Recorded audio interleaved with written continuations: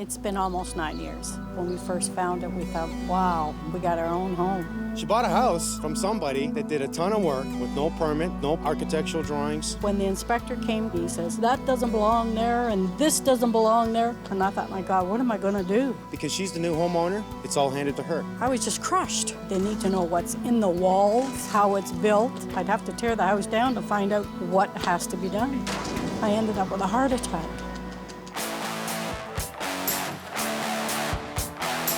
Mike Holmes. Did they actually do this right? No, they didn't. Outliers. Doing a good job. Keep me in shape.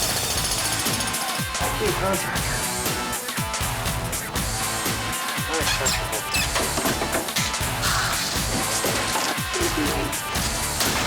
God, I love my job.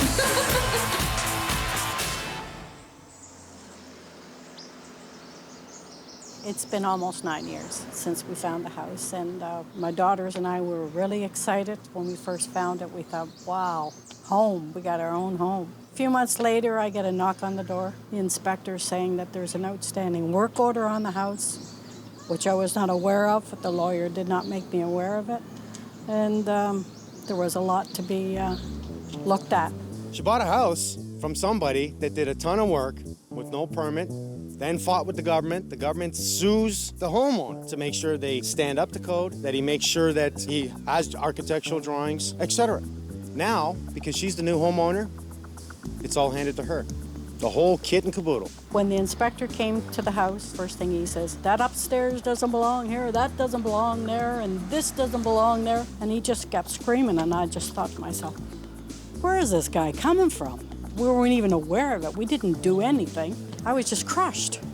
I thought, God, we moved from an apartment, we got our home, and we can do and enjoy the home the way we're supposed to. It just felt like, you know, we lost everything. That's how I felt. Pat, how are you? Nice to see you again. Nice to see you. I came here last week to meet the two inspectors. We looked at a lot of things according to the plans, and man, I learned a lot more about the gentleman who owned this home before you. Was he crazy? I don't know. Did he lose it? I don't know. What I do know is he took on the government and failed. He actually lost the house. He walked away, went bankrupt. The bank took it. He refused to comply with the government. As a matter of fact, he had started this addition without a permit, and I guess they found out and they came in. The lawyer was aware of it, but he didn't make me aware of it. We found the floor joists are running this way and not this way like the plans say. This floor, the second floor. The city asked me to get plans made up of as is. They need to know what's in the walls, how it's built, like. And I thought, my God, what am I gonna do? I'd have to tear the house down to find out what has to be done. After a little bit of investigative work, she finds out that she has to sue the lawyer and the bank. It went on for about 6 years. It ended up we had to go to a mediator. So we settled. I was getting pretty stressed out because I like to keep things to myself, you know, work it out with my family, and I ended up with a heart attack last year. So. 9 years later, a heart attack, she wins the lawsuit. Not a lot of money, not even close to really what's necessary to fix the home. Mike is right there, and he said he's gonna help me regardless and get this solved for me so I can enjoy the rest of my life in my home.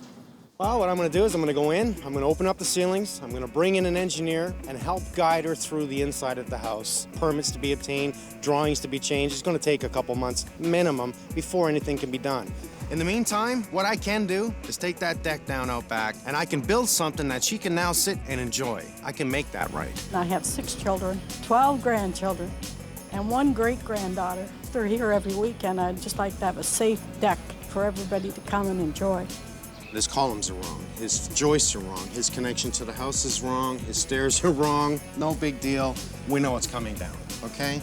I know you took down the upper because you were trying to comply with the government, so that's down. I did see the pictures of that. Did you put this up just to temporarily close off the doors? Yeah, just for safety. Okay, so we'll take that down. So we're gonna work a little bit in your house. We're gonna set up an engineer, okay? And bit by bit, that house will get taken care of. Thank you so much. You're welcome. So while I'm here, this deck's coming down, and we're gonna build you a brand new deck, a brand new upper deck, and we're gonna set you up for a barbecue for the summer. Oh, terrific. Okay? It's all against code. That rail's falling down on that side. His columns are wrong. His joists are wrong. His connection to the house is wrong. His stairs are wrong. We know it's coming down.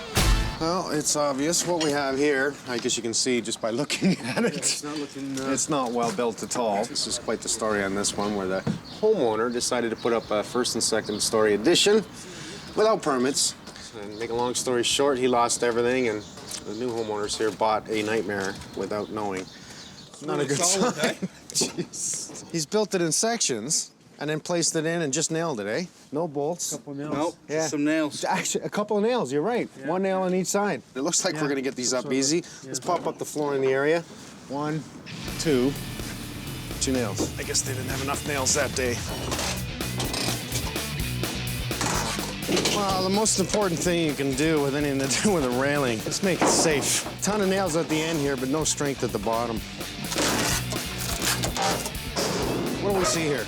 We see no joist hangers whatsoever. What is this going to do in the future? With no joist hangers and only nailed in, no screws whatsoever, when this area rots, which it will, this will release. You put enough people on this deck, it will cave in just like this. The structure is incorrect. We do not want to run our floor joists parallel to the house. We want to run them out away from the house. That way we tie into the ledger plate. We see a low finish on the foundation. There's our liquid tar. I do see parge, so it tells me they did it, but they didn't bring it up high enough. That's a mistake in itself right there, so we're probably gonna have to address that as well. I see nothing in here, not a thing. So we're letting all the weather, all the water underneath the door, which is gonna rot not only the bottom sill plate of the door, but also the wood structure underneath it. The only drainage is right here. There is no other drainage, so it's not allowing water to drain off. It's only allowing water to hold it and bring it into the house. I highly recommend a 7-inch step down so we do not have snow buildup, which rots the bottom of the door and the wood. This is not the way to build a deck. We have no choice. Everything's coming out, and we're gonna re-drill all new sonotubes. We're gonna run our floor joist this way, tie into a header plate. We're gonna step this deck down, and we'll make it right. And we know them 4x4s. Oh, God. Sitting on the earth. They were supporting the upper deck, and they're just sitting on the ground. I'm surprised that didn't come down. Just comes apart way too easy. You use 2x10s as the structural support from sonotube to sonotube. And what good are they when it drops? Nothing. They should have had at least a sonotube here supporting the center. The sonotubes at the end have sunk because they're not 4 feet deep. How did this end up being a garbage bin here? It's a gas station as well. I guess the tire was underneath in case it did fall down and gave someone a cushion to fall on. We've been at it for 45 minutes. This is ridiculous. Way too easy. We can see all the nails. They've completely rusted. They didn't even use galvanized. Isn't that funny? Here we can see the difference. Here they use galvanized nails. Look, after 10 years, barely any rust. I would have preferred screws. No screws, no lags. What's a lag? It's the 2 bolts we want to see go right through into structure or concrete. Nails alone do not give enough strength. Is that wrong or what? I pulled that off with my hands. I shouldn't be able to do that. See what I'm talking about? What do we see? No sealant, no nothing. We show water penetration. Now, what was stopping this? No sill gasket, keeping wood away from concrete. Why do we want to keep wood away from concrete? Moisture is absorbed through concrete, brought up into the wood. Day 2. John McRae's coming in. We're gonna make sure we're fine with the parging on this, because once I put up a deck, it's gonna be real hard to get to it, so let's address it now. The cinder block foundation, we can see that it's always on the joins on the sides. Water is gonna get in there easy. So once I bring this grade back up so it runs away from the house, that's gonna absorb right into the block, so we've gotta get this addressed now. We do see that he has parged it. I see no cracks in it, so that's a good sign. They also used the liquid foundation, so I don't think it's that bad, but, you know, for me to put a deck up here, I think we've got to continue it. No, absolutely, good idea. Pretty straightforward, this one. It'll take 1 day for the parging to dry, then the following day we'll prime it, put on the foundation coating, and you're in business. Excellent. I thank you, John. Oh, not a problem, no. We wanted to do 3 10-inch sonotubes and support the upper as well as the first section of this deck and then tear it down. Based on calculations of 50 pounds per square foot, we got to put in not only 3 10-inch, we've got to turn them into a Bigfoot system where we will dig this hole twice as big slip down in the Bigfoot system, fill it with concrete, and then backfill it with dirt. Not only does this system allow a footing on the bottom, it stops it from lifting back up again. So it's a great way of doing it, and now gives us 4 times the weight load that we can put on one of them. So if we're gonna do 3 of them. Otherwise, we'd have about 6 10-inch holes here. Piece of cake, right? A little bit of digging, that's all. That's it for the day, hey? So we'll leave this overnight and come back in the morning, start framing. Start framing the upper deck. We're looking for a part-time helper. You interested? You wanna come out and play? You just can't come out, eh? It's like, where's the stairs? We're working on it, don't worry. You can come out and play later.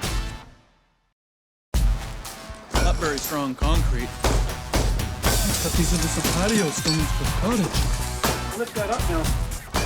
Yeah, that was easy. Object today is to get all framing done, and what I want to do is we're going to have 3 6x6 posts coming up with a header beam across the top where we'll sit 2x10s. It's coming out 5 feet on the top. That'll support that area. Then I'm going to come 8 inches down from this point. I'm going to come out to the 6x6s, carry it over top of 2x10 so I have a step down. John McRae also is coming in. He's already done the parging. We see it's a great parge. Over top of this, he'll put up the coating that we want, it's a secondary membrane, and now I feel a lot more comfortable closing this in. Primer. It's not necessary, but I like putting it on even before the foundation coating. This material really soaks into the concrete or into the block, and it just makes a great bonding agent for any kind of foundation coating or rubberized membrane or anything like that. So this takes about half hour, 20 minutes to set up, and then we can put a liquid foundation coating on it. Are we level? We are. Okay, check the other one. Good. Like I was explaining before to you about the primer, how it becomes a bonding agent. If you notice when you stick your finger on it, it becomes very, very sticky and very tacky. So when you put your final coat of foundation coating on it, it really adheres to it. As usual, you're the man. Look at that. Yeah. Thanks, Bill. Oh, no problem, I anytime. appreciate it. So it's 1/8 of an inch, okay? So everybody, when we use the level, it's the bubble touching the inside of the house. Well, I don't want the deck to be 100% level. I'm gonna give it about a 3-degree slope down. It'll help the snow melt. Even though we're gonna do the top boarding across, we'll give a 1/4 inch space for it to melt, but it doesn't hurt to give it a slight rundown.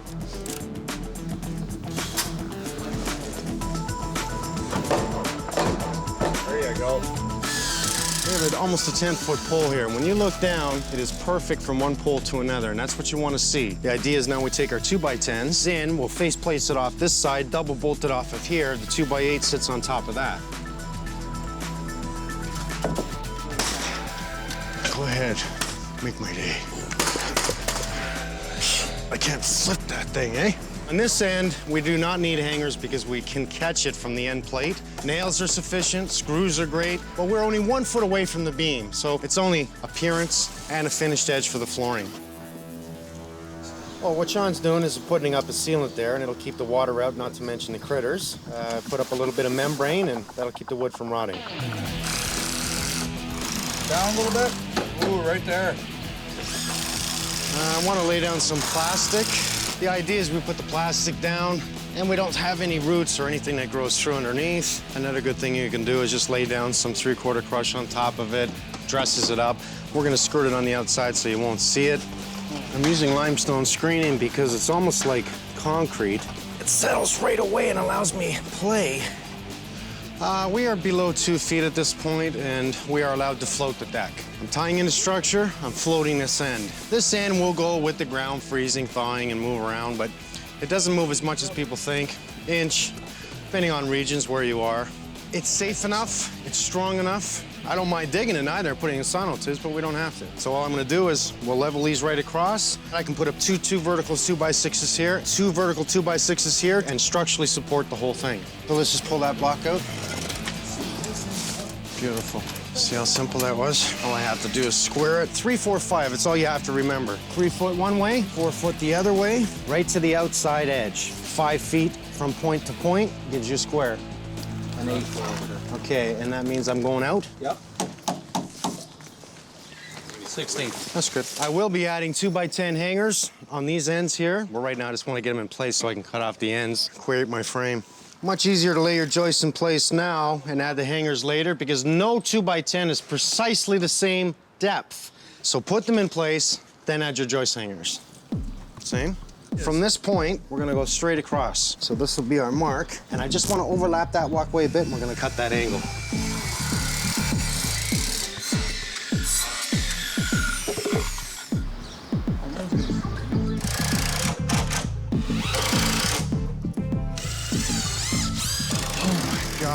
Day 3. Brought the inspector in to take a look at it. He's passed it to this point. Object today is to get this completely covered on the top. And we'll just do one step down directly across. We'll get the railings up, we'll get the top done. For now, I just want to put up the 4x4s, 2x6 across the top to brace completely in and then into the wall. We have a lot to do.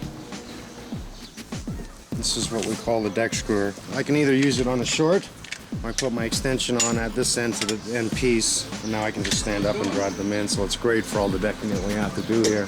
Putting down the boards, you don't have to fumble with the screws. What Benji's doing is just keeping our gaps all the same. 16-foot lengths are never 100% true, so we've got to manipulate them.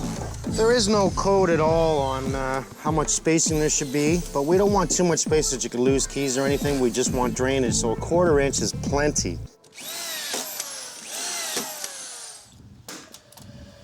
Although we are plumbing level, the house isn't, so this faceplate I have on here, I've got it mounted flush to the deck of the house, so it's strong, but this house isn't straight. So what I'm gonna do is, I'm leveling off the deck here flush, and then when I put my top plate in here, I'll take my 2-foot level and level off this first picket. And once this first one is set up plumb, then I can use the 3-inch spacer, which is what I did at the bottom. We're doing damn good. Lots of work happening. I'm gonna estimate another hour, I'm hoping, because I have Des cutting and me drilling. Benj is up there. 1 hour. It'll be cleanup time. I really do prefer the 2x6 over the regular decking board simply because your standard decking board's 1 inch, where we're gonna be 1.5 inches. For me, it's a lot stronger. You good? Yep. Cat, come on out here. How you doing? Oh my God. It's a little different, eh? Wow, so much to look at. Putting the word look. My ex-daughter-in-law emailed Mike for help for me. She just blew me away. I would never have thought of doing that. Today's the last day. I got Benji running off to pick up material to build a couple of seating benches here with a pot in the middle. We've got to clean up the property, skirt down the bottom, get that 1 step in. Be a long day, but it'll be the last day. I was gonna cut this stump out, and Teo, my landscaper, he made a great suggestion, and he just says carve a hole in it, and he says he'll backfill it with some topsoil and put a plant in it. That's a great idea. Sorry, guys, you're gonna need to look for another home.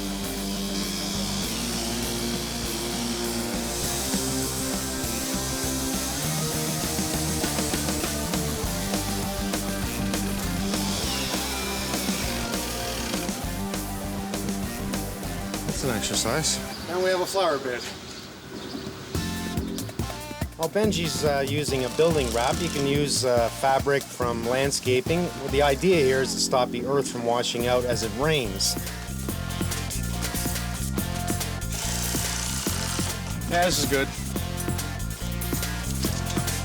The biggest mistake people make with the ends is when it's rolled, the machine actually flicks this to get it to roll up. You actually have to take the roll, push it back, bring them close together, and push them in tight. There's your seam. You can't see it anymore. If there's too many gaps, the sod roll will actually shrink, and when it does that, you're left with all these gaps. And when you go over it with your lawnmower, it starts bumping all over the place and scalping it. So you want the tightest you can get it, and then you have a good lawn. Teo, Lori, not only does this deck look good, but you've just enhanced it by tenfold. It was our pleasure, sir. Thanks. Until next time, keep up the good work. No problem. Thanks, Mike. Pat, come on out here. How you doing? Oh my God. It's a little different, eh? Wow. I guess so. Well, you remember what this looked like. Obviously, you know you had to take down the deck. How long ago did you take down that upper? 8 years ago. 8 years ago. Well, we took down the rest, and that's when we noticed that the upper deck was held up by 2 4x4s on a 16-foot span right on the ground. That all came down. And what we ended up doing is putting in the biggest sonotubes you've ever seen underneath these 3 areas. They're actually called Bigfoot is really it, but I call them Big Feet because there's 3 of them. Now, what this does is this holds up your upper, tears out your second level from the door with a step down so it keeps snow away from your wood doors. We stained your doors. Gorgeous. We gave you new lights. Wow. Would have stepped down from there, which is a floating pad on the end, but tied into the 6x6s for structure. Then I brought in my landscaper. We did a little bit of dressing on the outside of this. Good God. A little different? Wow, I'd say so. Like, just unbelievable. I was going to cut this out. My landscaper said, let's cut a hole in it and let the flowers grow out of it. It's unbelievable. And we give you It's 3 peaceful. nice planter hooks there with plants. I noticed that. They're just gorgeous. It's not the same house, is it? You would never know it. Well, it's really appreciated, Mike. Believe me. It's my pleasure. The engineer is going to take care of all the plans, and once they're all ready and we can redo the permits again, I'll send in somebody else and they'll take care of the inside. Can you imagine buying a home and 3 months later, someone knocks on your door and hands you a world of help? You have no choice. You have to get this fixed. 9 years later, she wins the court case. Doesn't give her enough money to fix this problem. There's not enough money. 9 years of hell, the poor lady has a heart attack. This is just not the way things should happen. It's excellent. Now you can relax. You don't have to worry about anybody banging on your door anymore. Oh, that is worth millions. You are so welcome. You want to bring out everybody else? Yep. Let's get them. Come on, kids. Wow. Oh, look, new lights. Wow, look at back here. Oh, wow, all the grass and everything. And they suggested just putting plants in here. That's a great idea. They're Wow, gorgeous. and all new Look at the grass. benches. Beautiful. You guys did it so quick. Boom, bam, boom, it's done. Thanks a lot, Mike. Really appreciate it. My pleasure. You were the one that wrote in, weren't you? That was me. You buy a stereo, something's wrong with it, you take it back. You buy a fridge, something's wrong with it, you take it back. In this case, it's a power sale. Power sale means it's being sold by the bank, as is. That's what you're buying. What can you do? It's now your problem. Phone the government. Look for open permits. Look for liens against your property. That's what a lawyer's supposed to check, but what if he misses? So there's no real insurance on this. None. If you're gonna buy a power sale home, I think you wanna make sure you check yourself. You cannot always put your faith and trust in everybody else. Power sale is buyer beware.